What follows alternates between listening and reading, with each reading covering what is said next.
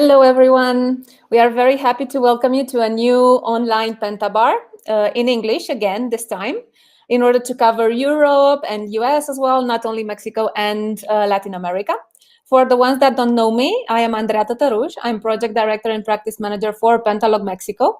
I arrived here in Guadalajara about 2 years ago from our delivery center in Bucharest, where I used to be a product owner. And now I'm going to be your host for this PentaBAR. If you are wondering what a PentaBAR actually is, let me quickly explain it. It's a sort of meetup event where we talk about different topics such as software, newest technologies, agile, QA, and many other interesting items from the IT world. And these events are already a habit for Pentalog throughout the delivery centers that we have in the world. And we are happy to continue them in Guadalajara as well. So the word bar comes from the fact that we used to accompany these talks about IT with socializing and pizza, snacks, and beer. But now we moved online and, well, we aren't able to keep the bar part of the event, but still we have the opportunity of reaching more and more people and meet more frequently than we used to. So the latest topics that we managed to cover in the past PentaBARs revolved around Go, Kubernetes, mindsets, animations in React, AI and web design. And today we are going to cover another interesting and complex theme, which is GraphQL and React and data-driven applications. So our speaker for today is Victor Diaz. He is Frontend Engineer. Our colleague here in Guadalajara. He is among the first employees we had for the delivery center here. And he, again, is a great contributor to our technical community here. Before actually starting, I just wanted to remind all of you that you can leave a comment anytime on any of the platforms that you are using for watching this. And Victor will try to answer your questions or anything that you have in mind throughout the presentation. So without further ado, I present to you Victor Diaz.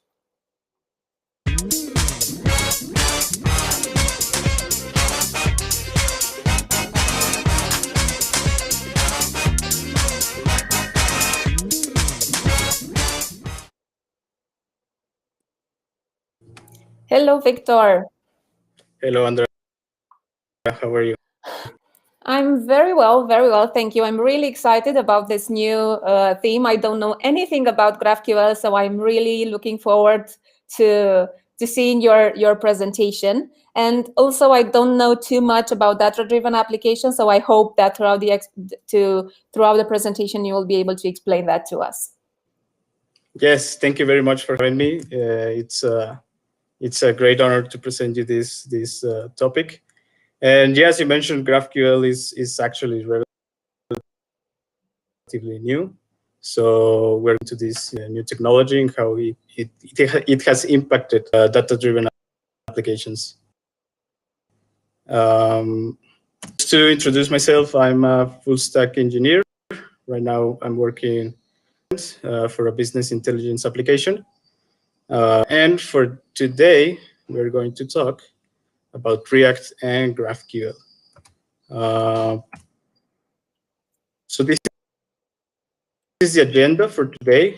I'm going to talk briefly about what is GraphQL and what is GraphQL in your products. We're going to talk about how it impacts developer experience when building GraphQL-based applications.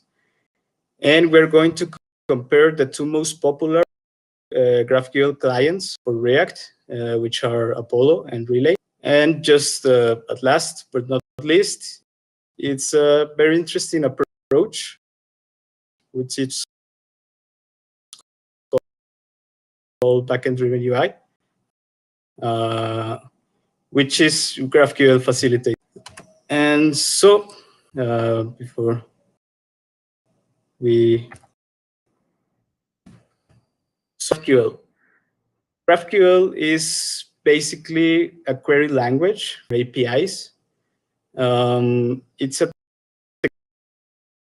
technology that has been developed by the Facebook team. They were looking into ways user experience and especially the fact that mobile devices were having latency troubles with the user experience because some requests would load faster, another requests would load slower.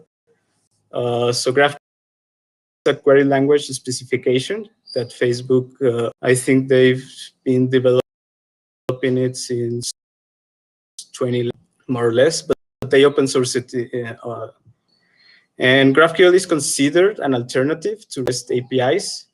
And I want to make an important highlight here because a lot of people out there is a replacement for REST APIs. It's actually more of an alternative.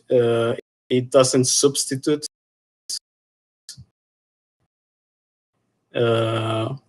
REST APIs. There are still things that are better. We also, one of the important characteristics of Graph, you can access multiple resources from the backend with a single query. This will save you the fact that you need controllers or that you need different URLs for each resource. So this is very useful. Victor, sorry to interrupt you, but there are some comments from the public that the audio breaks quite a lot. So maybe you could turn off the camera for now. People have seen you a bit. You can turn off the camera for now so that we can focus our attention on the sound.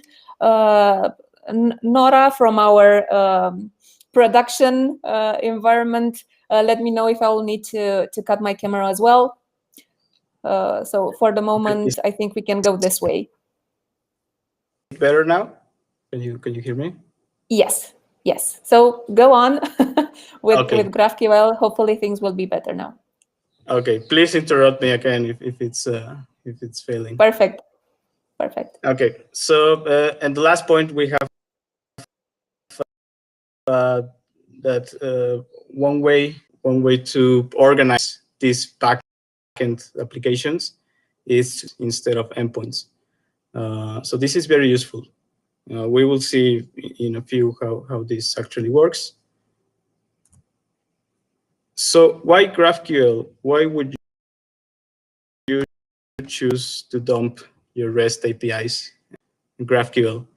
One of the most important aspects we mentioned is that it has a very declarative and uniform way of declaring your APIs, all the way to how your backend resolves these requests and these subjects. We also have the improvement for user experience for clients, since now you don't have to make a lot of requests for resources. It improves a lot user experience because you load once the resources you need for a particular page, and you can keep going. Victor, it seems that there are still some issues with the sound. Okay, give me 1 minute, please. Okay, sure. So disconnect what other devices you have connected, and hopefully we'll have the cyber blessing for you to continue and the sound with no issue.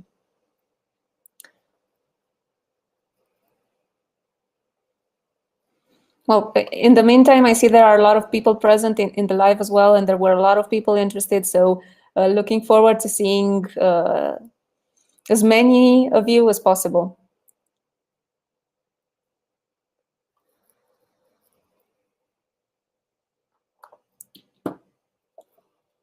Nora, can you let us know if everything is okay from the production part of the series?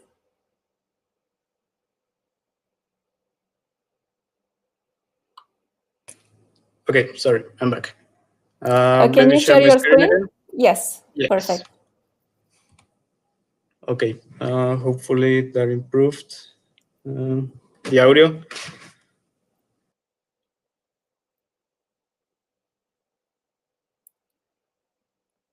Yeah, it seems that it's better.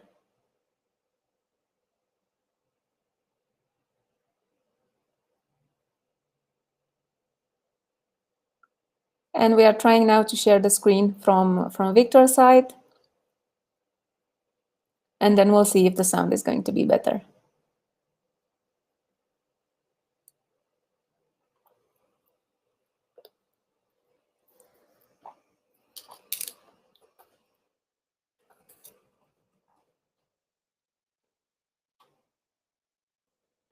So yeah, it seems that the internet connection for Victor is not that great today. But if you have any questions regarding the very few items that Victor managed to present, please go ahead and leave them in the comments.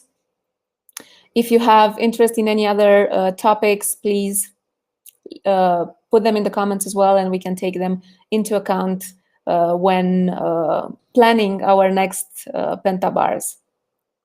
So take advantage of the comments, either on Facebook or on LinkedIn or on YouTube. So we are going to be here. And I think Victor is back. Yes, hello, can you hear me? Yes, yes, we can hear you. Perfect. I'm really sorry about this. No problem, you cannot control the internet that much. So we are happy you are back online. And yeah, sorry for the interruption. If you need to do a small summary of what you discussed before, please do. Yes, I will just go back a few, just quickly.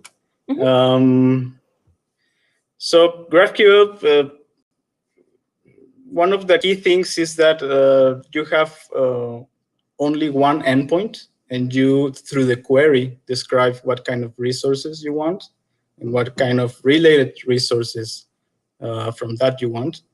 Another key thing is that you can organize your backend applications based on data types instead of endpoints. What we usually do with backend servers is that you have to implement your controllers, you have to implement your endpoints, and you have to deal with each component, with each endpoint, and controller, how you're going to provide those resources. So with GraphQL, you don't have to worry about controllers. You don't have to worry about multiple endpoints. You just have to worry how you structure your query correctly.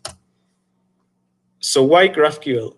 Once we mentioned this, GraphQL allows you to have declarative and uniform code from the backend perspective, because you defined your schemas, and based on the structure of your schemas, you defined each resolver, how you are going to provide the value for each property of each object. For the client side, you have better user experience because you don't have pages that are making tons and tons of requests to the backend. You just have one single query request, and you request all the resources you need for that particular component or view from your application. Another thing that GraphQL offers is that we're going to look into these details in a minute, but based on how it works and how the specification was implemented, it enables powerful developer tools, and this is very useful for the developer experience. I know if there are some front-end guy listening to this, it's very, very painful to work with REST APIs and Postman and having to know which endpoints do what. So GraphQL enables very powerful developer tools for that. We have also less API versioning problems. With APIs, you have to be careful with the versions of your APIs, because if you introduce breaking changes, you will break all your client applications. So GraphQL allows you more flexibility in this sense.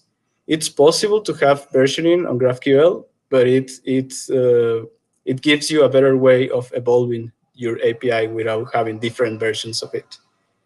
And one of the most important things is that it's data storage agnostic. This means that it doesn't matter what kind of data storage you use. You can have databases, you can have non-relational databases, relational databases. You can even build a GraphQL API over another API, which, depending on the use case, might not be an optimal decision, but you can also do that. So what about the developer experience? Well, you have self-describing APIs. You have the ability to have code generation, which is very cool. We're going to see a bit of that. And it allows you to build at scale. And this is important because with small applications, GraphQL might be an overkill. But when you have very big products or very big UIs or very complex applications, GraphQL is a lifesaver on that regard. And the community is very big, so it has not only the official GraphQL tools, but it also has a lot of powerful community tools. So let's dive quickly into what I'm talking about. It seems that GraphQL comes with a lot of advantages. So looking forward to see on that practical side as well. Yes. Oh, this is not running. Hold on.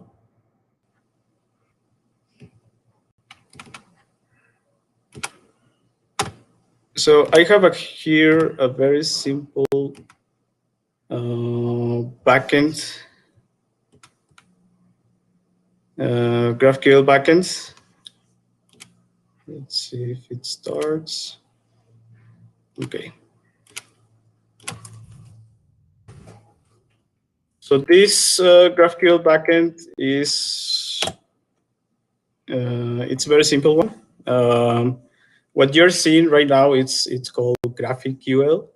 It's kind of interface where you can test your backend. You can write here some queries and see the results. And it's a very cool tool because it has syntax highlighting, it has autocomplete. So it's very cool. There is another one I like better. It's called GraphQL Playground. If you have the time to check it, it's very cool. But we are using this one for now. So GraphQL, you basically, the interesting thing with GraphQL is that it doesn't change anything related to how applications communicate between each other. You basically have the same networking as everything else. And we can quickly see here, if you're familiar with JavaScript, you're familiar with fetch. This is kind of the request that you make to a GraphQL backend. It's just a post request, and it just have a JSON body with the query that you are running against the GraphQL. GraphQL will resolve and will give you another JSON with the response. So this is the only endpoint for your backend server. And the only important thing here is the query. Now let's look at the sample query. And by the way, as I mentioned, since GraphQL is a self-describing APIs, in your playgrounds, you will have all your data types and your queries documented. So if you don't know what this GraphQL server does, you can quickly dive into the documentation explorer from your GraphQL playground, and you could see the queries that you have available. For instance, we can list, oh, I didn't mention, this is a backend that it's a bookstore wannabe. It's more like a book inventory where we can register authors and books. So we have here, for instance, if we want to list the authors, we have this query, which is called authors. And we have a very cool autocomplete here, which is commented for each query that we need. Now I'm saying I want authors. And here I can say what properties of these authors I need. And we can quickly see the model. And we have name and we have books. So let's go with just ID and name and see what happens. So this is the query. I just run it, and this is the result. As you can see, it just returns me a JSON object with what I requested. And I requested all the authors in this database, but only the ID and the name of these authors. If I remove the ID, it will just give me the name. This is very powerful from a client-side perspective, because you can literally say what you need from the backend and not just make us a request and just take whatever the backend gives you, because sometimes you don't need everything that normal REST API will give you. Okay. Victor, we have one question from the audience. Someone is asking, can we use GraphQL with Vue.js? Of course. GraphQL is a query specification specifically for backends. So it goes hand to hand with any client application that you are writing. That supports that regular post requests that we see in every application. But yeah, it works with Vue. It works with many JavaScript libraries. It even works with native applications, desktop and mobile applications. So yeah, GraphQL, you can find clients for practically any client, any device or framework. And one important thing, if we go back to the code of the request, is that you don't actually need a library to request to GraphQL. You just need to follow the same specifications from GraphQL. Of course, the client libraries offer you a lot of things out of the box that you would want in your client applications, and we will see that in a minute. So what is Apollo and what is Relay? Before starting to compare these two, I want to go back to the playground because I actually forgot to mention one important query, which is the mutation query. We have the queries to request data, which is like the ones you saw. And we have mutation queries. Now, mutation queries, as the name states, is to change the data that you have in your application. So if we go to our documentation, we can see that we have a method to create a new author. So let's try. To make a mutation in GraphQL, you have to prefix all the query with the keyword mutation, and then you follow the same structure of your query. So the query that we need is create author, which receives a parameter author. I don't know what this object looks like, so I'm going to dive in here. Oh, it just needs the name. So we just provide an object with the name property, and we just write our new author. Now, when you do a mutation, you can actually specify what kind of response you want to get after you create your new object. So for this case, I'm going to say I just want the name. Well, I want the ID, because I'm going to do other things with that ID. I don't care right now about the name. So we create the author and we get a new ID. Let me add, we have another method here, which is create a new book. So let us create a new book for this author. And this book needs the author ID, the name, and the price of this book. So we can do the author ID,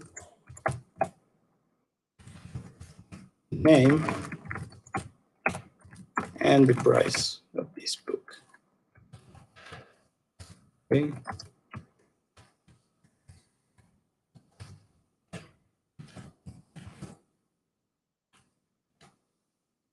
Okay, so we created a new book named Raven. Since we provided the ID of the also recently created user, this book, we should be able to list this book under this author. So let's actually do a get an author by ID to see if everything is saved correctly. I'm going to remove the mutation keyword.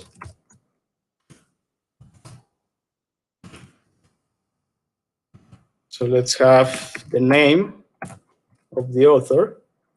And if we go to the author model, we have books, which, given the syntax is, I know this is a list.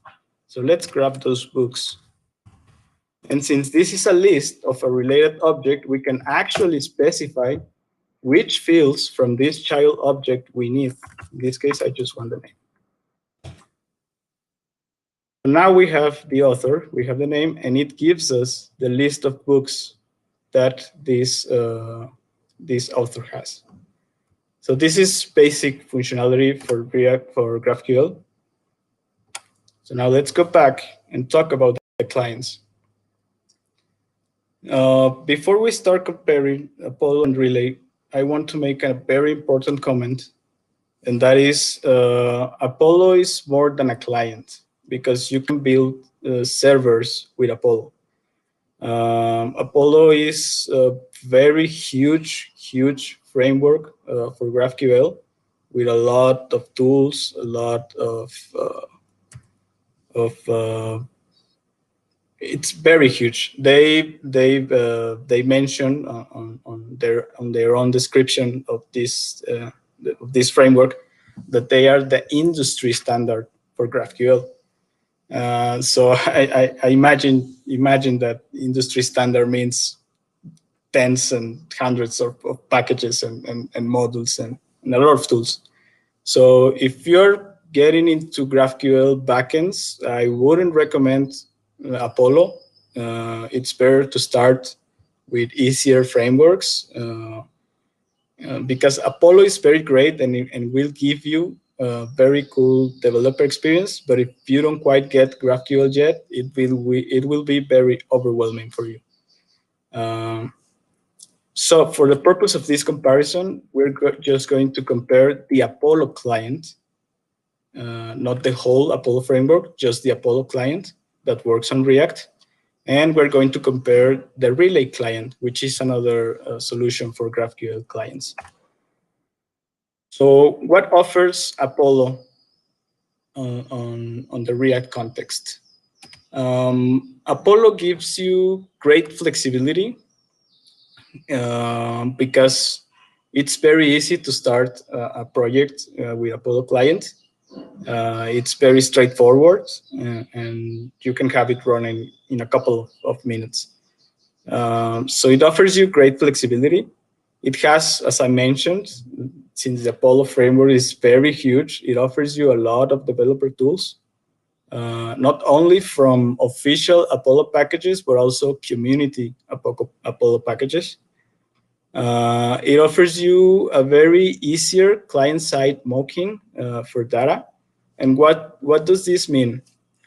Imagine you're developing a new feature for your React frontend, but the backend guys haven't finished yet, and you don't have available these new features for you.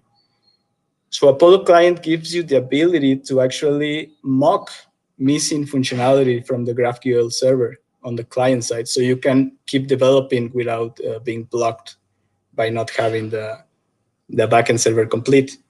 So this is very cool for development because we always hear stories that, yeah, I cannot keep working on this feature because backend has not finished, or the tests have not run completely, and so on and so on.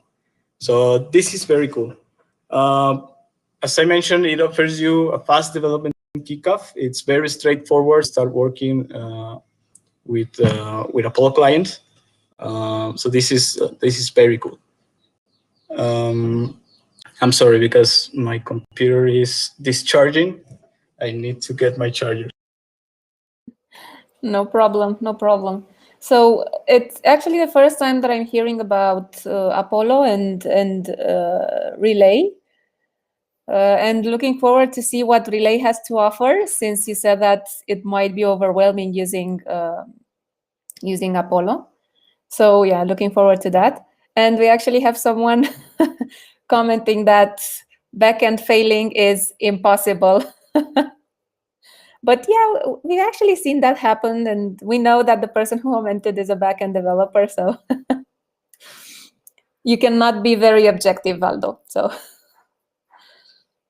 yes, so just a few more moments until Victor comes back with his charger. And you are back. Yeah, I know it's very weird for backend to fail. Oh, it does happen. Of course, that's sarcasm. It happens every day. Yeah. Okay, so that's Apollo clients. Let's see what Relay has to offer.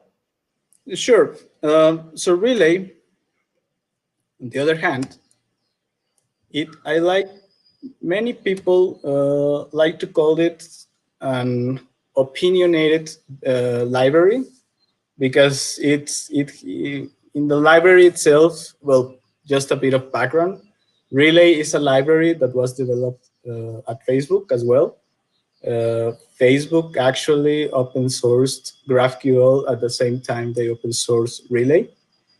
And they claim Relay is critical infrastructure for their product.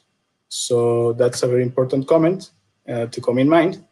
And many people say it's an opinionated technology because it has implemented all the principles and ideas that Facebook has, which not everyone agrees. But they implemented all those aspects into the library.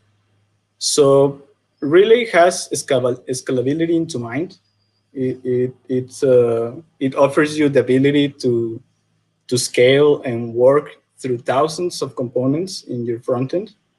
It has modular data fetching. It added an extra step on development because you have to compile the queries that you're making from the front end. You have to compile them. And this would make sense for a product like the Facebook frontend, because you have thousands of components and you don't want your big team messing up things every day. So this ensures that a big team doesn't make mistake related to the queries or related to these GraphQL queries.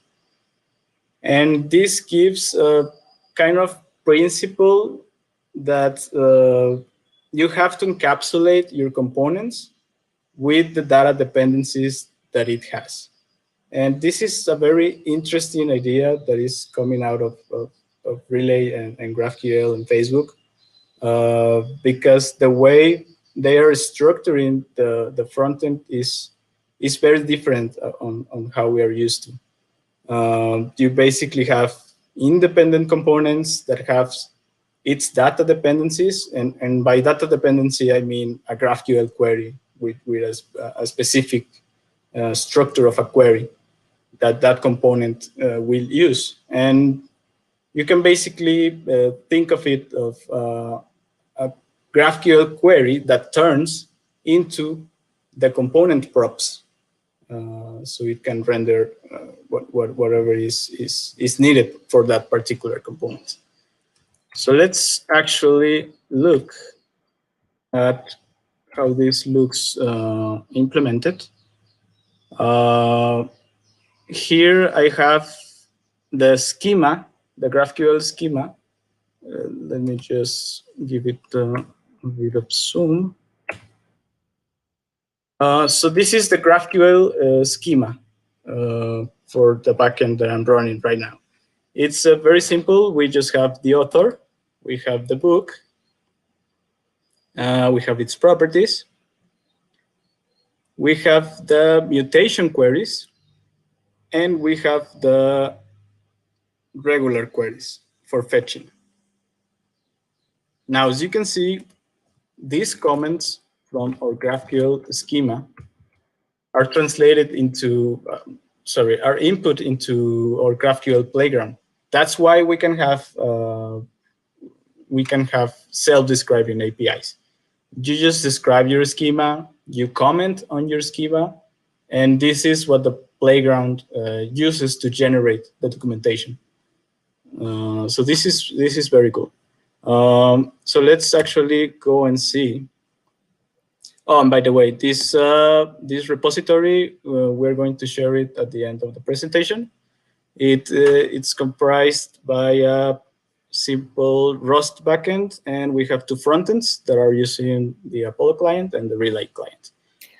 Victor, we have one question from the audience. How is GraphQL performance compared to writing a dedicated API? Okay. And can ORM have performance issues? Same for GraphQL? Well, it actually depends on how you implement GraphQL, because I actually, as I mentioned, the GraphQL is data store agnostic, so you don't actually need an ORM if you're not using a database for an ORM. But in terms of performance, it's let's say it's not like a very huge improvement in terms of performance, but since you are removing a lot of code and a lot of responsibilities from the client, you can say that together with the clients, you can have a better performant application. Now for GraphQL performance, it really depends, because GraphQL will depend on your resolvers, and your resolvers are your functions that are actually fetching this data. For instance, if you're using GraphQL directly tied to a database, we can actually look at that before moving on to Apollo. For instance, here I have the code for the author. As you can see, I don't have the relation tied directly to this object.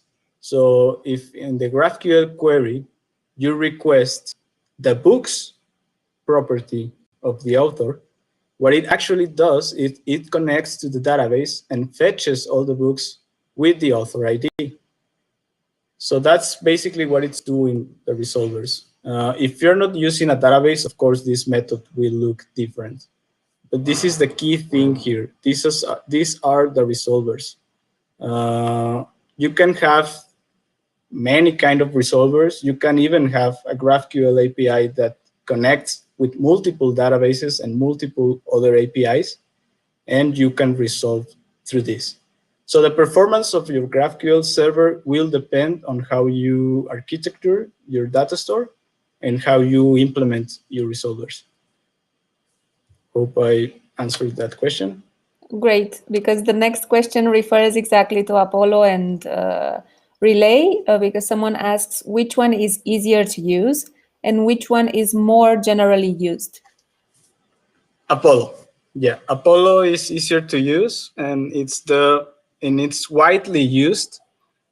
Well, there is an important factor on that, and it's because the Apollo client, it's React agnostic. It's a library that works on React, that works on Vue, that works on Angular, and that works on any front-end JavaScript framework. On the contrary, Relay just works on React. So if you're not familiar with React, of course, Apollo will be easier for you. Okay, so that there's a very big difference here on what they could cover.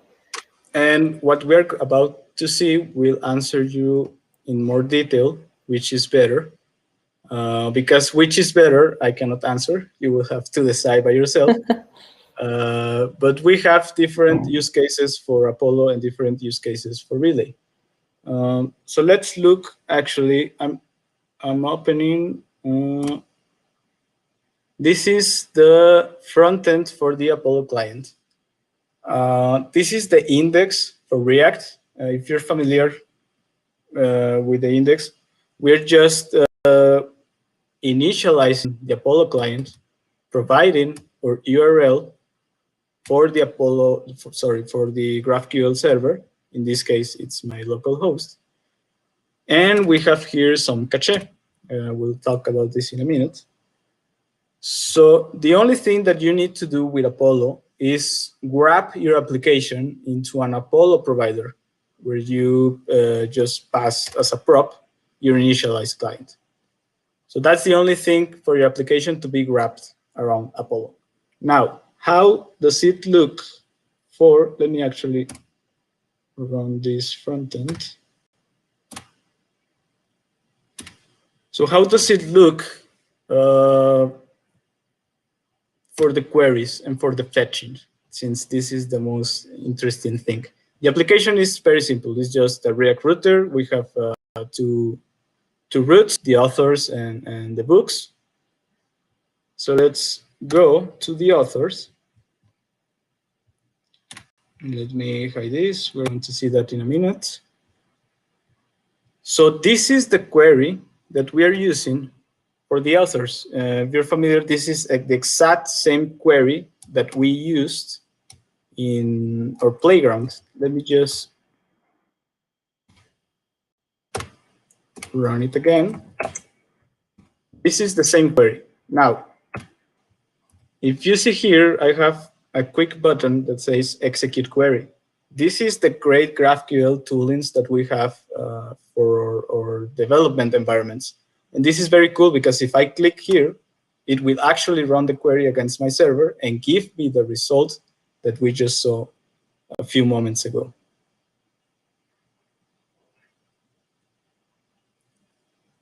So this is very cool tooling for developers, because if you would go through the regular workflow with REST APIs, I would have need to open either the terminal or Postman and make a request and see the response from the server.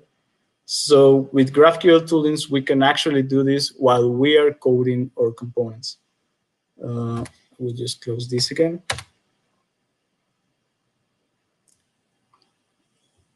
So this is my table. And we're just using the useQuery hook provided by the Apollo client. And we are giving it the GraphQL query we defined earlier. Now, this thing here is to be able to specify that this is a GraphQL query. And this is not only useful at runtime for Apollo client, but it's also useful for your developer environments to detect that it's a GraphQL query and give you the nice syntax, color syntax that you have for GraphQL. So what happens with the query? With the query, we have three properties that we are pulling out from the use query. And it gives us two states, which is loading and error, and gives us the data. Now, if we don't have the data, it will keep being undefined. But if we're loading, we can, based on these states, we can actually render what's needed. So for the data, it's the same. If we see the query, it's the same format that it's given through the GraphQL programs. So you just access data, which is the subject, and you just access outers, which is this list. And we have our cool table. Let me see if it's running now.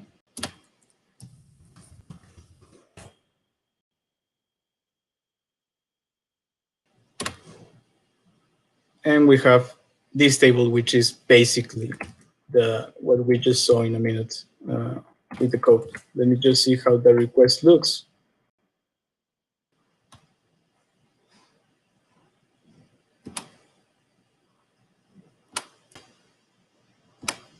So this is a request. It's basically the same.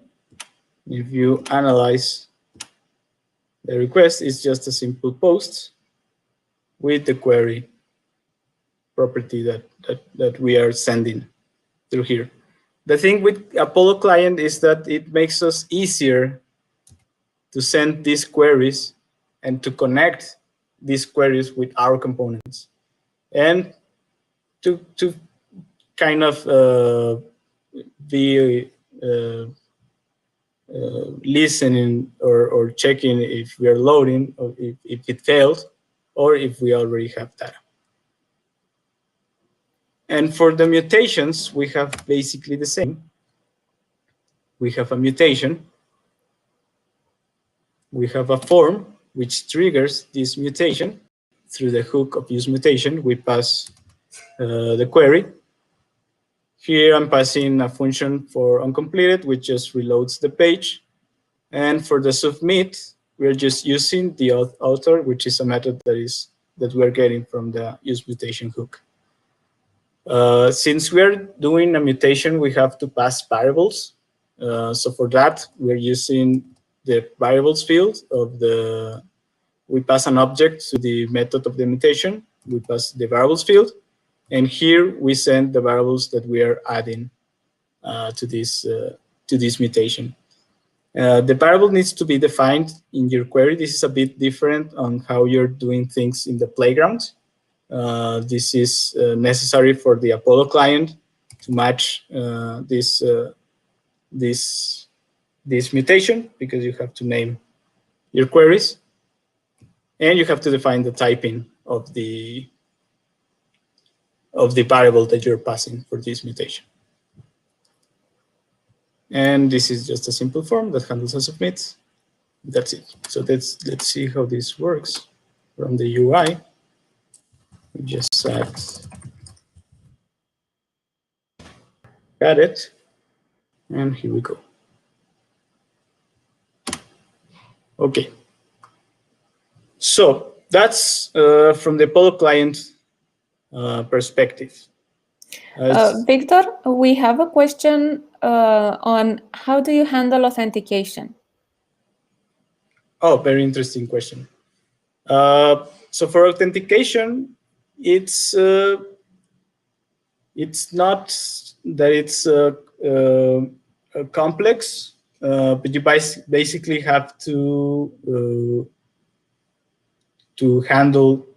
One way to do it is through JSON Web Tokens. You can specify through the header, the typical authorization bearer header, and you can handle authentication this way. Normally, the GraphQL authentication kind of falls outside of GraphQL, but it kind of goes hand in hand, because you have to protect. At the end of the day, you have to protect the only endpoint that you have. So for authentication, unfortunately, I don't have an example. But it's basically at the request level for the GraphQL, you have to implement your own authentication solution. But again, this is not very tied to GraphQL. Okay. And I think if you finished with the example for Apollo, I think you can go to the one regarding Relay, right? Yes. So let's go to Relay. For Relay, it's a bit more complicated. Apollo client was really straightforward, and with this simple example, it was really easy to do it. But with Relay, you have to do a bit of extra effort to start with a project. One of the things that you need is the schema definition of your GraphQL server.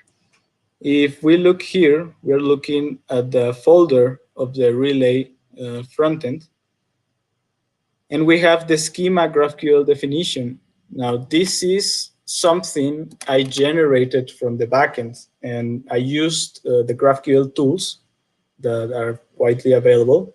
We have a very cool feature from GraphQL specification that it's called introspection, which allows you to describe how the schema looks like from the GraphQL playground. You can just do a simple query where you request the schema of this server.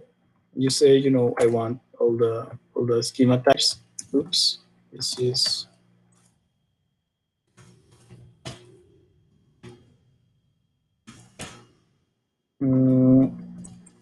okay. Okay.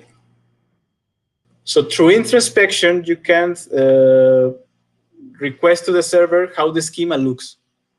So thanks to that, you can generate this schema without actually writing it. If you already have a server, you just generate this schema. One script for that is GraphQL get schema. It's available on GitHub. So you have to have the GraphQL schema in your Relay project. That's one thing. The other thing is that you have to manually implement the fetch method. So this is the fetch method for Relay. As you can see, it's the same method we saw earlier with just the post GraphQL. And for those asking for authentication, if you would do authentication here in Relay, you will have to specify here authorization and your better and your token. We're not handling authentication right now. So for Relay, you have to specify your fetch query. And this is how it looks, the basic query. Of course, you can modify this and have other kind of things. I can't come to my mind with a particular use case for that, but you can do that. And here you specified how it will work, your environment for Relay, the fetch query that it will use, and the store where you're going to cache your requests. You have many more options. I'm not going to go into detail of that, but you can have different policies, both for cache and both for request. You can have policies, for instance, if you want to refetch things, if you do a mutation. You can have policies if you want particular resources to be fetched at certain intervals in time. So the Relay configuration is really, really complex, and you have many options there. So once you have your environment, the next thing is that you implement your queries. The queries are very similar to Apollo client. The only difference, as you can see, let me just open side to side so we can see the differences. First, the name of the query is different, as you noticed. Relay forces you to name your queries as the name of the file that it's where the query is residing. So my file here is authortable.js. So my query should be called authortable query. If this is called different, the compiler will complain and will not let me build this project. Same for the mutations. You have to name it with the prefix of the name of your file and with the type of query, in this case, a mutation. So this is something different than Apollo client. And this is part of the principle that comes with Facebook, that they want to be very disciplined on who modifies these kind of components. So that's why they have these kind of things. For the mutation, it's also a bit different. If we compare it, we just used a very simple hook for Apollo client. And in the case of Relay, we have to implement our own commit function that provides the environment, that provides the configuration for this mutation. And then we provide the query for that mutation. So it's a bit of more code for that. And again, you commit. It's very similar, but structured differently. And the main different thing from Relay is the query renderer. For Relay, for Apollo client, we just have the hook. We provide the query, and we get if it's loading, if it's an error, or if we already have the data. In the case of Relay, we have to use a component.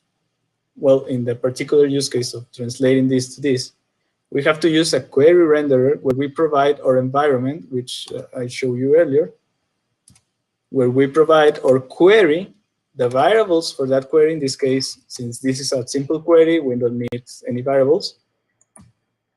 And here we have a render method that will render our component just similarly to how Apollo client gives us these props. In this case, it just gives us the error and it gives us the props.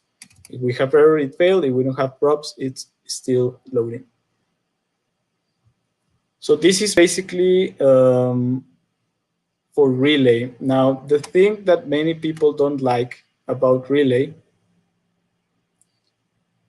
is that you have to run your compiler in order to parse the queries and ensure that everything is all right. So let me just don't remember what's it called. It should be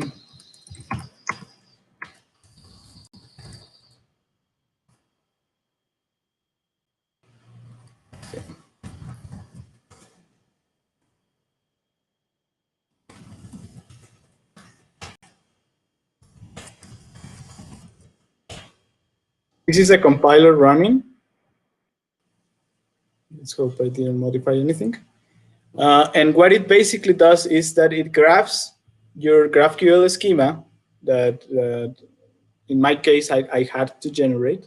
Most GraphQL backends will have the file already provided. And it, from the schema, it matches all the queries that are in all your component files and just test that your schema is correct and that your queries are correct. So for instance, if I modify one of these queries, let's say this table, and I request a field that doesn't exist, and we try to compile this,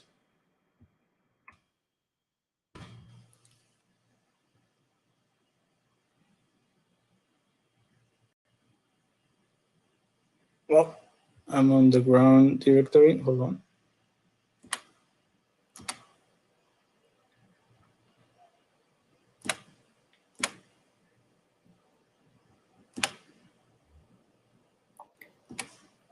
Okay, so if I modify the query again, this is the correct one, and I input a field that doesn't exist in my schema, the compiler will fail because we're using a field that is not specified on the schema. So it will not let you build this project. With Apollo client, it will give you a runtime error instead of failing at compile time. So many find this annoying in Relay.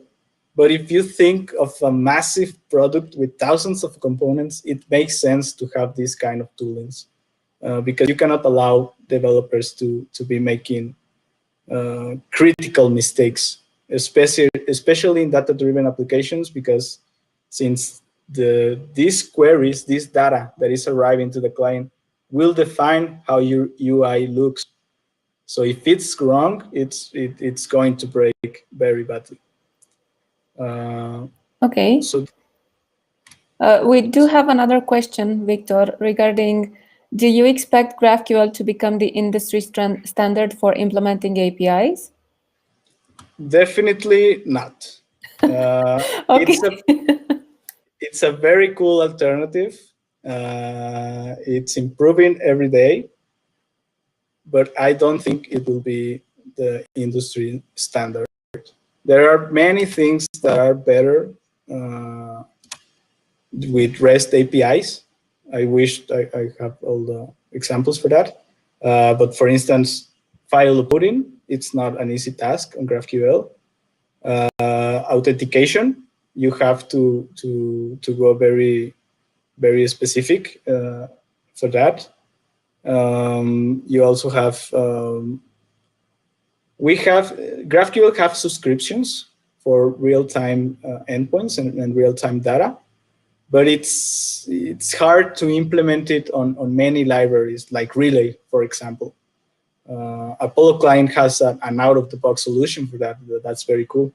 But Relay and many other libraries are finding a hard time for that. What else? Yeah, I think that comes to my mind. Okay. I do have another question for you. This one is from my side. Because you mentioned several differences between Apollo and Relay. Does Relay have something that Apollo doesn't offer? Basically, why would someone choose Relay if it's easier to work with Apollo? Well, it really is depends on your use case, because if you have for instance, the fact that Apollo gives you a lot of flexibility might sound dangerous for a big team. So you really have to ponder a lot of factors into this, and Relay gives you the ability to scale massively, but not in a very free way. It doesn't give you much freedom for that. Okay. So yeah, for Relay, I would recommend if you have very big frontends with a specific architectures, and Apollo client more for things that if you want a white canvas where you can draw anything you like, then you can go with Apollo. Okay. Okay. And just quickly, because I think we are out of time, the backend-driven UI approach is a very cool thing that if you are already working with GraphQL, I really recommend to check out this approach. There's a very cool presentation from Airbnb that talks in detail about this. So let's say we have from our book inventory that you want to see the status of a book. You're an author and you submitted a book. You want to see the status of a book. And the status is something that on every UI is a headache, because you can get into very serious scalability problems if you don't implement this rightly. And from the front-end perspective, you would think, okay, if we have a status pending, we just check if it's pending and we render this. If it's not pending, we render this other thing with other stylings and other messages. And this is very common on client applications. You have things like step-by-step components where you don't know which step you are. And depending on which step you are, you're going to render a particular style or a particular message or whatever. So a code like that will look something like we are seeing right now. You can even work it out a bit and you will have something shorter. But at the end of the day, you have the client evaluating the status and defining the UI based on that status. So if it's pending, we use this color. If it's not pending, we use this other color. So what's the problem with this? With this, the problem is that if you have, I don't know, Netflix, for instance, that has a lot of client applications on the TV, on iOS, on Android, on desktop, very soon on your fridge, you will have Netflix running. So if we look at this from the client perspective, you are going to repeat this code on every client. So that's not efficient. And the backend-driven UI approach, which is also called server-driven UI, sorry. It's a very old concept, not very old, but it's an old concept that it's gaining, again, a lot of strength with GraphQL, because you can basically dive into your code and you can have that same logic as a resolver. And you can say, you know what, it's in the book. For the book, if we request the field status indicator, I will give you the color and the message that you have to display. And with this, you remove all your repetitive client code and just move it into your GraphQL resolver. And this solves a lot of problems. You have, well, you move your UI business logic into the backend, and it will still be data-driven, but now the backend is defining how the UI looks. And this was a very simple example. But imagine that through GraphQL, you provide like your location or some of your preferences. And in this way, you can actually dynamically generate UIs. You have code reduction in client applications. So it's very cool, all these development patterns that GraphQL is enabling, and some development patterns that were not popular before are now coming into life. So what's next? I would recommend to dive into component-driven UI. This is a topic that I really wanted to fit in the presentation, but as you can see, we didn't have time. Next time, next time. Given the fact that GraphQL allows you to mock data very easily, you can have very interesting workflows for component-driven UI.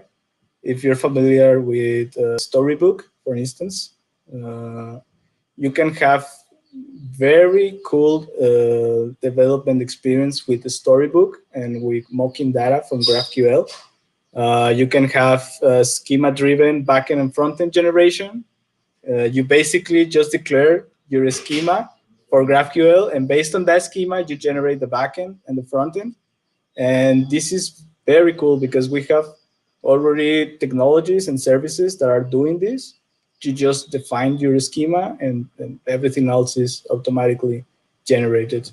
The GraphQL official toolset has the CodeGen functionality, which actually we can see with Relay. With Relay, when we run our compiler, Relay generated for us runtime code that is used to run more efficiently. But not only runtime code, because it also generated for us flow typings for application. So you just uncomment this, and you will have flow typings that you can use. In the case of Relay, it's Flow. I think they are already working to support TypeScript. If you're not familiar with Flow, it's similar to TypeScript. It's just very widely used at Facebook. I'm really not sure why. Apollo client does support code generation typings for TypeScript. I think also for Swift, Scala, and other languages. So yeah, code generation is a very hot topic in the GraphQL community. And of course, server-side rendering, which you can have very cool isomorphic applications, which you basically are server rendering your components together with their GraphQL responses. So yeah. I do identify several items that we can discuss in future pentabars with the server-side rendering. And yes. I do have another question from the audience, from a data scientist. And he says that he found it cool to be able to fetch data from different repositories of data and present or visualize it on the front end. Do you think it has a good use case there, this GraphQL part? Oh, that's interesting. Now, for these different repositories of data, I'm not sure what you mean, but if you have different data sources for your application, then yeah, definitely GraphQL is a very good solution, because you just have a one API with one endpoint connected with different data sources. Yeah, that's a very huge win in my opinion. So to present and visualize on the front end, I think that's just more independently from GraphQL. But yeah, I think from a data scientist perspective, if you're able to specify what you need I think it's a huge win. But yeah, if you have different data sources, GraphQL is a very good solution. And there's actually a new technology coming out of Apollo that it's more related to federated services from GraphQL. You basically can have multiple GraphQL services and just merge them into one service. And it's a very cool concept that the Apollo team is coming up with. So yeah, I think it's a very good use case. Okay, great. It sounds very good. And there was another item. That developer data scientist managed to answer. Yes, exactly what I was thinking. Thanks a lot. I did notice that you mentioned sometimes throughout your presentation about developer experience. Maybe it's something that we can address in general in a future PentaBAR, along with server-side rendering and the component-driven part. So yeah, a lot of interesting items. Yes, definitely. And yes, we can actually let's try to set something up and go through the repo that I'm going to share with you, and how I implemented that, and how you can scale from there, and how you can automate some of your development tasks. Because the GraphQL code generation is a very powerful feature, and I think it will be worth to see it in action and actually generate a front end from there. That sounds very, very good. So I'm very happy to see that we identified several items to discuss in the future. I'm not sure if people have any other questions. Please leave them quickly in the comments. Do you have anything you'd like to add, Victor, before closing this session? Not actually. Just I will share the repo. It's composed with Docker, so you can run easily on your local or deploy it, and you can run the front end, the Apollo front end, together with the relay front end, and you can compare it, how they behave, how they function. They are basically the same implementation. So from the UI perspective, you will see the same, but you can compare internally and at the code level how differently Relay and Apollo behaves. Okay, great. It sounds very good. I'm sure the participants will appreciate it. So it will appear in the comments of the event. And Victor, thank you very much for your time and for a great presentation. A lot of interesting items, and looking forward to the next one. Thank you, Andrea, and thank you everyone for coming. Thank you, and we'll see each other, I think, on December 9th for a new PentaBAR. This time with multi-thread programming in Go. So have a great afternoon and see you on December 9th.